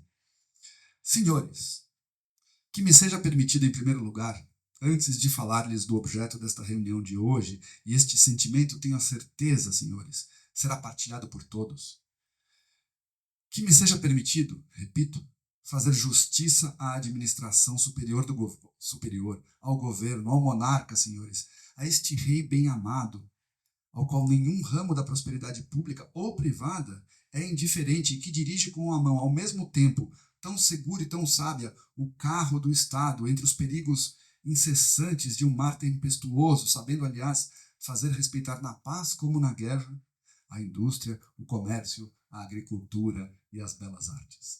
Dá para ouvir o assunto da carta anterior falando. Vocês lembram que ele tinha falado lá, esse que era reacionário e corno ao mesmo tempo, né? Agora ele deve estar falando mal dos socialistas e falando do quê? Do edifício, da base, do timão, da hidra socialista. Está aqui. Tudo o que está lá dito na carta reaparece no discurso do prefeito. Como vocês veem também, é um amontoado de lugares comuns. E aqui a gente surpreende o garoto de 9 anos que dizia: eu vou ficar esperando chegar a amiga do papai e da mamãe, que sempre diz bobagem, e eu vou anotar. Então, a gente vê aquele garoto de 9 anos aqui transformado em escritor e anotando colocando em cena um discurso que não é obra de uma superior eloquência dele, e sim obra dessa paciente atividade de colecionar a tolice, a besteira, o lugar comum alheio e pôr em cena. Bom, o discurso rola por mais algumas linhas e aí, de repente, corta, ponto, parágrafo. Eu deveria recuar um pouco, disse Rodolphe. Por quê? Disse Emma. É que poderiam ver-me lá de baixo, replicou Rodolphe. Depois deveria passar 15 dias a desculpar-me e, com a minha má reputação, reticências. Ah, o senhor está se caluniando, disse Emma. Não, não, não. Ela, a minha reputação, é execrável, eu juro. Nessa hora ela já está se derretendo por ele. Né? De resto, talvez do ponto de vista do mundo, tenham razão e eu seja execrável. Como? Disse ela. Ora, não sabe que há almas com... Ora, disse ele, não sabe você que há almas constantemente atormentadas? Precisam alternadamente de sonho e de ação, das mais puras paixões, dos mais violentos gozos, e atiramo-nos assim a toda parte em busca de fantasia e de loucura. Ele está dizendo por que ele é uma alma perdida. Ele está dizendo isso para Emma. São todos os lugares comuns do romantismo reunidos numa fala só. E óbvio que ele sabe ser em lugares comuns, e ela não. E é claro que isso aqui é feito para seduzi-la. Isso é papinho completo desse Byron de província que vai, então, conquistá-la. E essa sequência, isso que está dado aqui, grunhido, discurso, sedução, vai se, ao longo dessa cena, que é uma cena longa de muitas páginas, vai se reproduzir. Ou seja, a gente vê que a cena é construída de tal maneira que você sobe e desce, e sobe e desce, e sobe e desce. E ao longo desses 3 ou 4 ciclos de ascensões e quedas, começa a se produzir não só um efeito de tédio, porque a gente, na terceira vez, já sabe como é que funciona, mas também começa a se produzir, para quem lê, não para Emma, mas para quem lê, uma sensação de profunda e, afinal de contas, completa igualdade entre grunhidos, discursos e sedução. Como se, no fundo, tudo fosse da mesma natureza, como se tudo fosse, afinal de contas, da ordem do ruído, da agitação feroz e sem finalidade, sem que se cumpra essa expectativa de uma ascensão amorosa, de uma espécie de ascensão quase que mística da alma rumo ao amor, que se encontra anulada por essa, sem que o narrador tenha que dizer qualquer coisa contra a Emma, contra um ou outro personagem. É como se um método narrativo, esse método de corte e colagem, corte e montagem, fosse pondo diante dos olhos de quem lê a fundamental igualdade entre essas 3 coisas que supostamente deveriam ser não só distintas, mas também realizarem a promessa de uma ascensão amorosa. É isso que a Emma quer desse momento. Então, nós ainda não estamos na sequência imediata, eles vão sair, eles vão fazer ele, Rodolphe e Emma vão sair a cavalo para fazer um passeio, e vai rolar a primeira ocasião em que os dois podem, enfim, digamos, consumar alguma coisa. Mas antes disso, antes da cena de consumação amorosa, nessa cena da sedução já está dada que, no fundo, a frustração é consubstancial a qualquer tentativa de viver a paixão nesse lugar acanhado. Né? Então, isso vai se repetir com o Rodolphe e depois com o segundo amante, que é o Leon, justamente o primeiro rapaz com quem que ela vê quando chega na cidade nova. E que é o contrário, é em tudo oposto ao primeiro amante. Ele não é tão viril quanto, ele não é tão ríspido quanto, ele não posa de alma penada ou coisa que vale. Ele é posto em cena com certos caracteres físicos mais para o lado do andrógeno, do delicado, da alma romântica. Ele parece em tudo mais promissor que o primeiro. E, ao fim e ao cabo, também aí nós vamos nos ver às voltas com um sujeito que não chega nunca a realizar a promessa que, de alguma maneira, contém, ou que faz crer, ou que dá, ou que suscita na alma da Emma. Então, a história de uma frustração atrás da outra, que ela tenta suprir de um modo, de todos os modos, o seu alcance. Porque se os pilares da ação de Madame Bovary são os dois casos de adultério, entre um e outro, né, recheando e intermediando um e outro caso, tem uma sequência de acontecimentos ou de episódios em que ela vai tentar realizar essa mesma ordem de expectativa de que uma mulher dos anos de 30 e 40 do século XIX pode nutrir, de uma felicidade substantiva, ela vai tentar de uma ou de outra maneira realizar. Ela tem um momento de fantasias ou de inclinações religiosas. Vai ao encontro do padre e vê que o padre, no fundo, é pouco mais do que o bedel das crianças que vão à escola dominical. Ela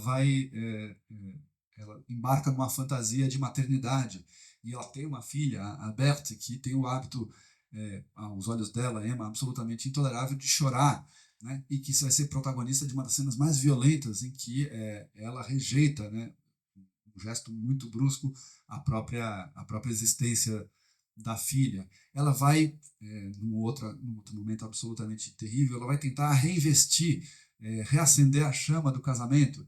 Então ela inventa, tem um rapaz na estalagem que é coxo, que é manco, e que, enfim, está ali, tem lá um problema das pernas, e que, mas enfim, convive com isso, até que ela, Emma, no fundo, põe na cabeça do marido a ideia de que ele podia operar o rapaz, salvá-lo dessa sua terrível sina, né? Redimi-lo, e com isso redimir-se ele, marido, aos olhos dela, né? Fazendo um grande gesto, digamos assim, heróico, e ele se deixa levar. Só que, como vocês lembram, ele não é médico, ele opera o pé do rapaz, que se chama Hippolyte, e não só dá errado, como gangrena, e então depois preciso amputar a perna do sujeito que estava muito bem, obrigado, até a hora em que ela, Emma, encasqueta e põe em cena esse desejo de uma existência mais heróica e romântica, né?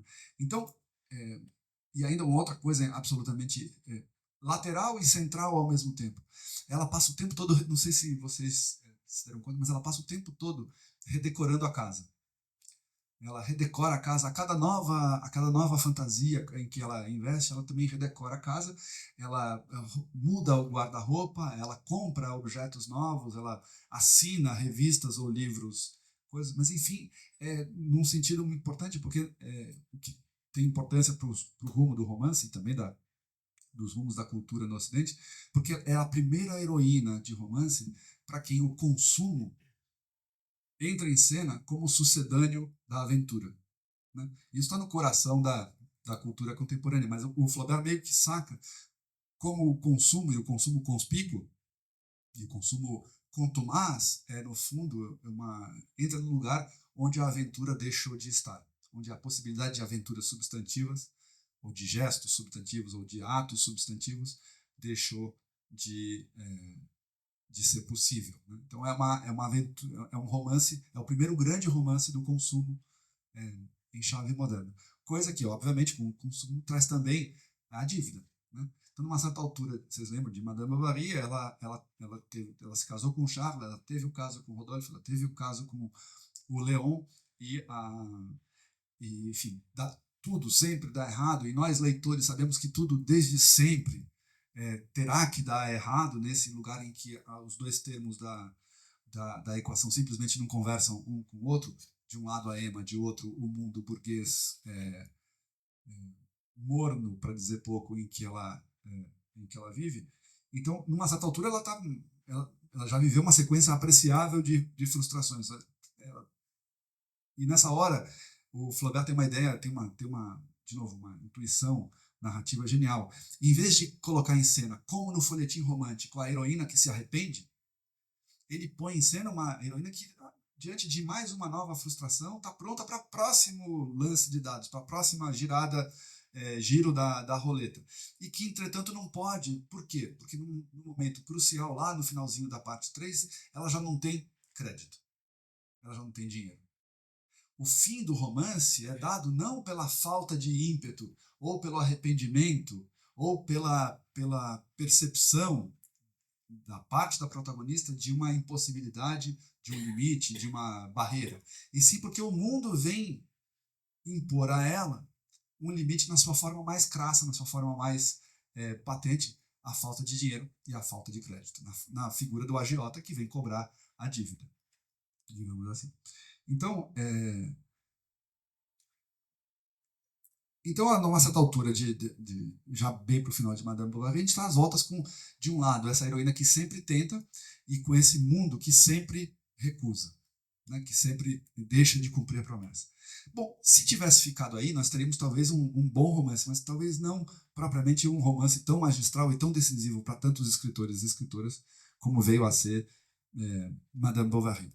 Porque nesse terço final começa a se configurar uma coisa que vinha, digamos assim, serpenteando e se insinuando ao longo das duas partes anteriores, mas que na terceira parte ganha toda a força. Porque, reparem só, se nós estamos às voltas com, de um lado, o mundo inerte e de outro, a heroína dotada de ímpeto e de energia, bom, é fácil saber em quem nós vamos apostar as nossas fichas. É fácil saber com quem simpatizar. E aí nós teríamos uma espécie de embate mais ou menos maniqueísta entre a heroína positiva, dotada de todos os sinais, digamos assim, de positivos e que convidam a nossa empatia, de um lado, e de outro o mundo morno, o mundo pequeno burguês, o mundo medíocre, o mundo dos agiotas e dos amantes de segunda categoria que estão ali fazendo face a ela.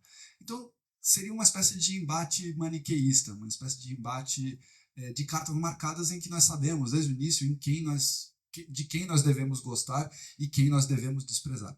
Só que nessa terceira parte a coisa ganha uma nova complexidade, porque aos poucos a gente começa a notar, e nessa terceira parte isso é quase que imposto pela acumulação à nossa atenção e ao nosso espírito, que, feitas as contas, a Emma também é deste mundo. Ou seja, que o impulso romântico, que o impulso amoroso que a habitam e que fazem dela inequivocamente a heroína desse mundo, não é tão, afinal de contas, distinto da matéria de que é feito o mundo ao redor.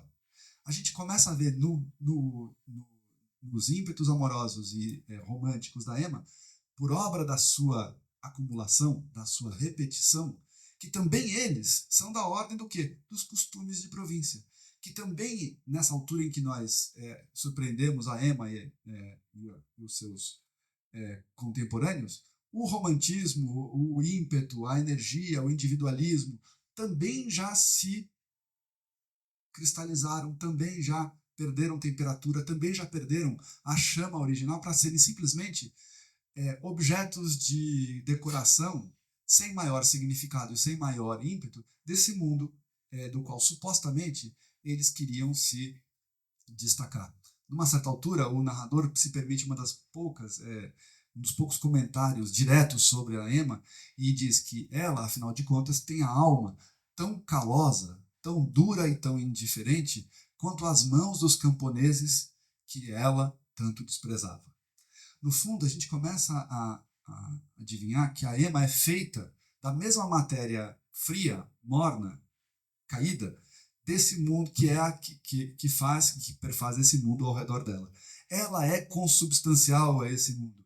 E o mundo está nela, por mais que ela queira se distanciar dele.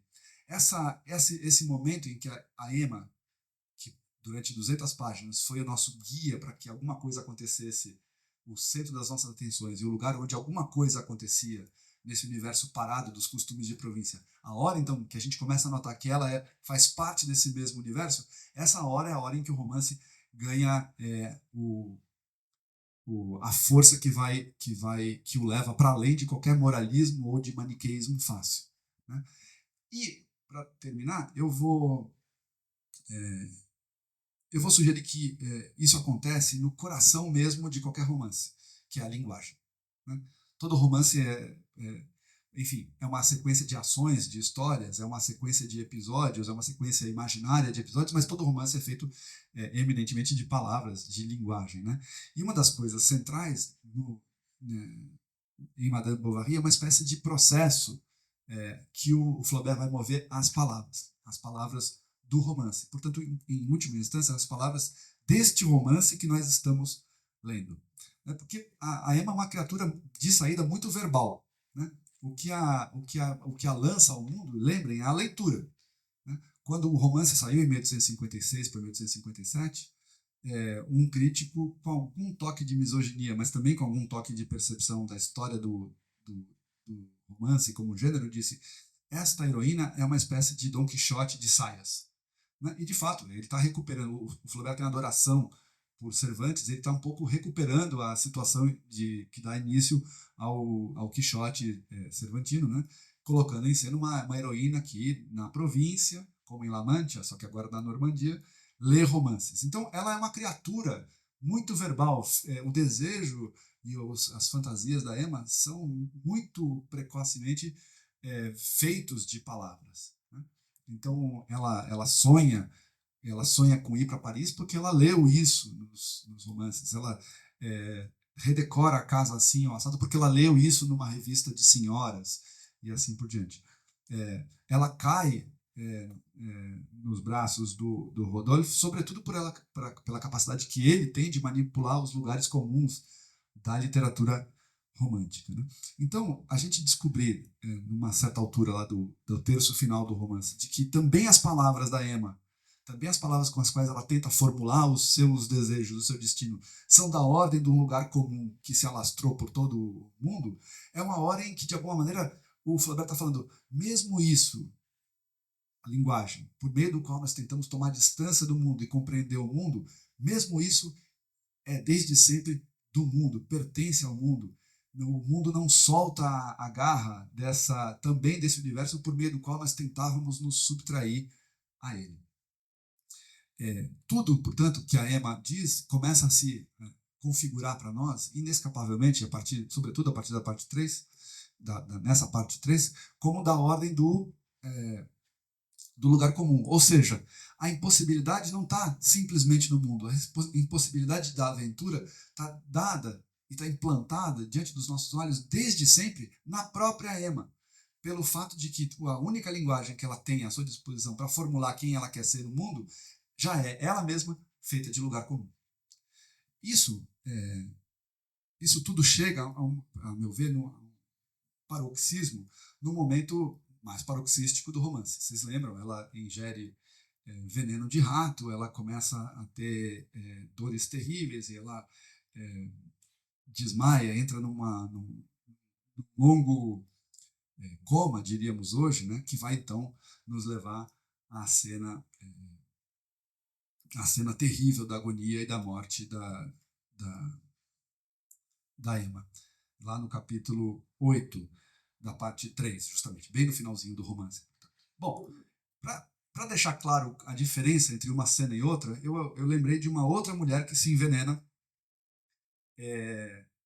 uma outra personagem feminina da literatura francesa que se envenena ao fim e ao cabo de uma história adúltera. Né? E essa mulher é a Fedra, do Racine, né? Nessa peça de 1677, em que, como vocês lembram, a Fedra, esposa do rei de Atenas, Teseu, concebe desejos e fantasias proibidos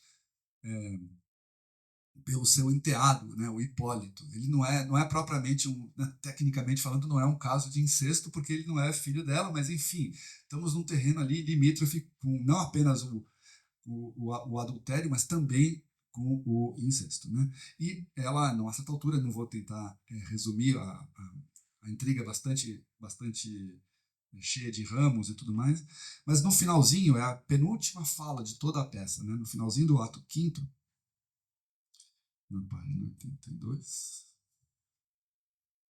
Eu vou ler aqui na tradução da Geni Clabin Segal. Né? No finalzinho da última cena da parte quinta, ela tem a grande fala trágica da Fedra. Ela diz o seguinte: ela acabou de ingerir o veneno. Então, cada instante é precioso. Ouvi-me, pois, Teseu. Fui eu que ousei poluir esse filho exemplar, o filho de Teseu, Hipólito, que acaba de morrer. Né? Tão casto quão leal, com um incestuoso olhar. O céu me pôs no peito um fogo tão funesto. Conduziu a execranda Enone, a ajudante de ordem dela, conduziu a execranda Enone todo o resto. Temeu ela de Hipólito o ódio e que a luz fosse expor a chama que me ouvira e que lhe impunha horror. A pérfida, a criada, a pérfida abusou de meu extremo abalo e a voz correu a fim de primeiro acusá-lo. Isso aqui é uma espécie de resumo da ação que conduziu à morte do Hipólito e agora a decisão dela, Fedra, de ingerir o veneno. A tal ajudante de ordens acaba de se jogar às ondas do mar para se afogar. Né? Puniu-se ela e me temendo ali de Maíra e as mágoas, fim de mais suave achou em tumulares águas. Bom, diz ela, eu ter-me-ia o ferro já cortado a triste vida, mas deixava a gemer a virtude oprimida. Se ela tivesse se matado com uma espada, que ela tinha roubado justamente ao Hipólito, ela teria cortado a sua própria vida rapidamente, com demasiada rapidez. E fazendo isso, ela não teria a ocasião do quê? De se explicar. É o sentido desse verso aqui. Mas deixava a gemer a virtude oprimida. Ou seja, a minha virtude oprimida, minha virtude transformada agora em vício, me sobreviveria, né? Então ela decidiu não se matar com uma espada, ela decidiu ingerir o veneno para ter esse último momento em que ela pode fazer o quê? E, a fim de vos expor meu remorso e transporte, quis, com mais lentidão, descer ao vale da morte.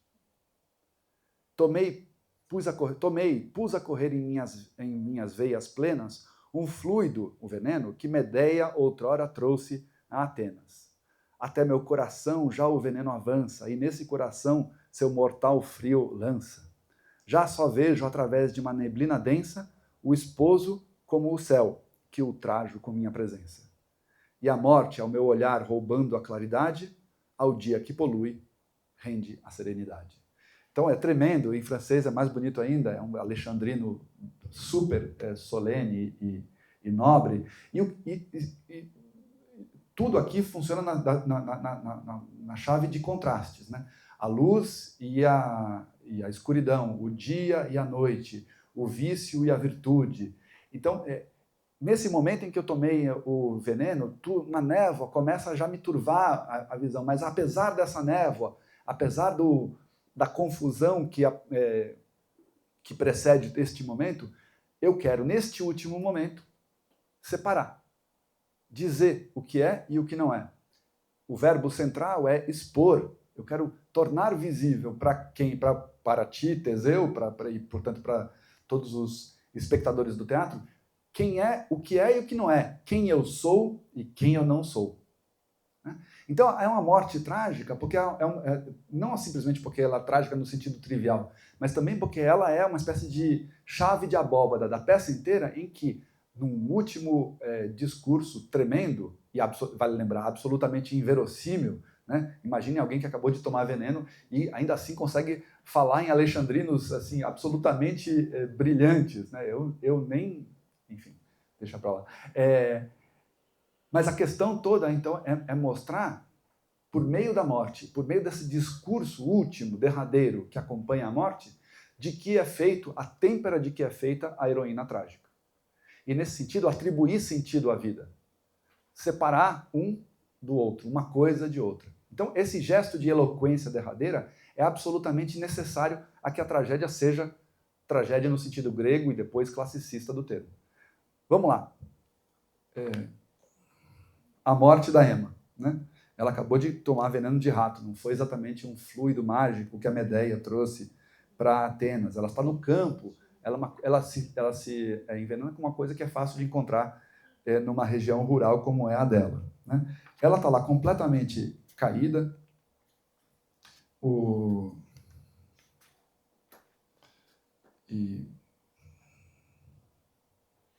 ela está meio desacordada, e de repente entra o padre. Na sequência do parágrafo, ele vai então depositando os óleos santos nas distintas partes do corpo da Ema, supostamente para santificar esse corpo. E cada uma dessas menções a esta ou aquela parte do corpo vira para o narrador a ocasião de relembrar os amores nada divinos em que esse mesmo corpo esteve envolvido. Ou seja, a cada instante, o narrador, em vez de fazer o que a Fedra está fazendo, separando, está o tempo todo, e mais uma vez, misturando. Nós não temos como saber exatamente o que está rolando ali. E aí, numa certa altura, nós já estamos lá no meio da cena, o padre diz, respondendo a um comentário de uma das pessoas que estão ali, talvez ela não devesse se desesperar, porque, afinal de contas, ela está às portas da vida eterna. E aí, olhem só que maravilha. Nessa hora, ela repara, né? De fato, ela olhou ao seu redor, lentamente, como alguém que desperta de um sonho. Depois, com voz clara, pediu o seu espelho e permaneceu inclinada sobre ele por algum tempo, até o momento em que grossas lágrimas lhe correram pelos olhos. Então, inclinou a cabeça para trás com um suspiro e caiu novamente no travesseiro.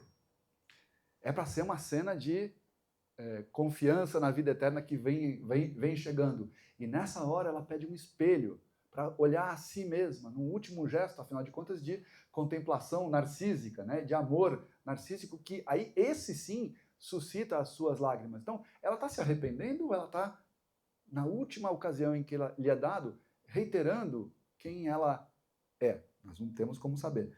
E nós não temos como saber porque daqui para frente ela não vai falar mais nada. Daqui para frente, ali onde a Fedra toma a palavra e diz quem ela é, o que fez e o que deixou de fazer, qual o sentido da sua vida e da sua desventura, nessa hora em que uma heroína trágica, no sentido da tragédia grega e da tragédia clássica, toma a palavra para ter literalmente a palavra final, nessa hora a Emma, envenenada, não tem mais o que falar. E olha o que sobra da linguagem. Seu peito começou logo a arquear rapidamente. A língua saiu-lhe inteiramente da boca. Os olhos, ao revirarem, tornavam-se brancos como os globos de uma lâmpada ao se apagarem, a ponto de fazer com que a julgassem morta. Sem falar na assustadora aceleração das costelas, sacudidas por uma respiração violenta, como se a alma desse saltos para soltar-se. Então, reparem só, é uma morte que se anuncia no âmbito de uma cena de extrema-unção como ascensão e que o tempo todo a mesma cena se encarrega de minar, de tornar ambígua, por meio dessa sucessiva evocação da Emma como mulher, como criatura apenas de carne e osso. Culminando nesse momento em que, em vez da linguagem, em vez do discurso, em vez da fala final, nós temos a língua da personagem que cai e que está ali inerte como objeto físico, também aqui em putrefação e à beira da morte. É como se, no fundo, aqui, a gente estivesse diante das primeiras grandes mortes, não mais trágicas, e sim propriamente romanescas. Porque no romance, neste romance, ao contrário do que acontece na tragédia, também a possibilidade tradicionalmente concedida ao herói ou à heroína de dizer quem foi, o que fez e qual foi o sentido do seu percurso, também aqui, até aqui, a força do mundo, desse mundo caído, desse mundo que não cumpre as suas promessas, se faz sentir e rouba à personagem a possibilidade de fazer uso da linguagem. Né? Então, eu acho que essa cena final não é simplesmente uma das últimas grandes cenas do romance, mas é também uma cena que, de alguma maneira, completa o raciocínio, esse raciocínio terrível que se faz por meio narrativo e que tem a ver com essa impossibilidade do mundo de cumprir as suas promessas. Acho que, ao fazer isso, ao dar forma narrativa a essa intuição, que era uma intuição até um certo momento apenas biográfica, o Flaubert criou essa máquina narrativa poderosa que é o romance moderno. Que ele vai depois explorar, eu não vou entrar nisso porque são romances muito vastos e que tem outras questões, que ele vai depois explorar em A Educação Sentimental, de 1869 e 1870, onde, de novo, ele vai pôr em cena personagens balzaquianos que se lançam à conquista do mundo e que não só não conquistam o mundo, como descobrem que são eles mesmos tão débeis quanto o mundo. Né? Esse romance magnífico em que tudo começa da maneira mais épica possível, a bordo de um navio. Né? Os navios, as naus, são o artefato épico por excelência. Né? Quem quer que pise no navio, por um segundinho, se sente Ulisses ou Jazão, ou coisa que o valha. Então, o Flaubert vai colocar em cena todo esse ímpeto da aventura de novo, agora com dois heróis masculinos, apenas para provar, desde a primeira cena, desde sempre, Luciana, que toda e qualquer aventura nesse mundo está fadada ao fracasso. Não sei se vocês já leram Educação Sentimental?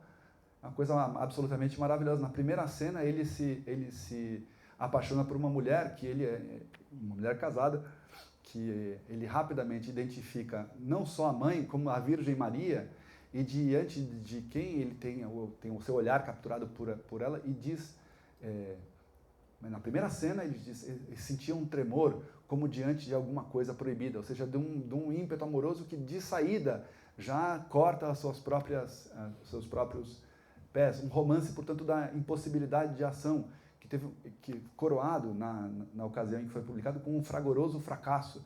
Né? O Flaubert trabalhou 7 anos em a educação sentimental e o romance não só não vendeu nada, como majoritariamente as críticas foram terríveis, porque os críticos falavam como ousa esse senhor escrever um romance de 600 páginas, pondo em cena 2 heróis absolutamente ineptos para a ação, e assim por diante.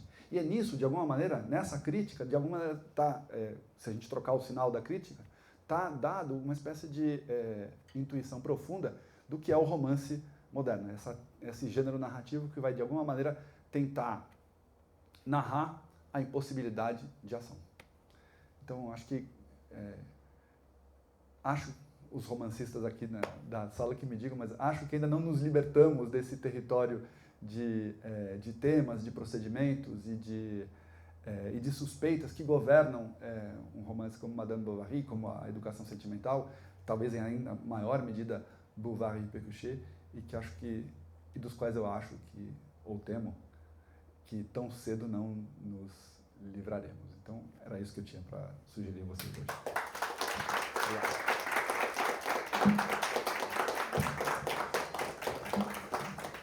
Obrigado, Samuel. Obrigado, Luciana. A gente já está bem adiantado da hora. Se vocês quiserem fazer talvez umas 2 ou 3 perguntinhas na sequência, tanto para a Luciana quanto para o Samuel, para a gente encerrar. Alguém gostaria de fazer perguntas ou não? Na verdade, eu tenho uma pergunta. Qual foi o sucesso do Madame Bovary na publicação? Nada como um processo, né?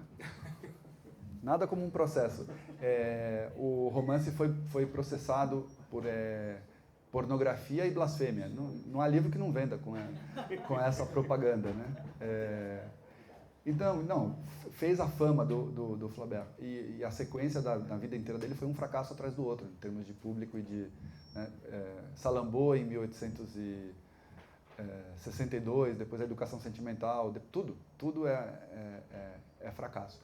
A única exceção são os 3 contos, que saíram em livro em 1877 e que foram muito saudados pela crítica. Mas quando ele tomou contato com o teor dos elogios, ele ficou mais pé da vida ainda. Ele falou, preferia ter fracassado do que receber essa ordem de elogios, que ele fala, ninguém entendeu nada, é por isso que gostaram do livro.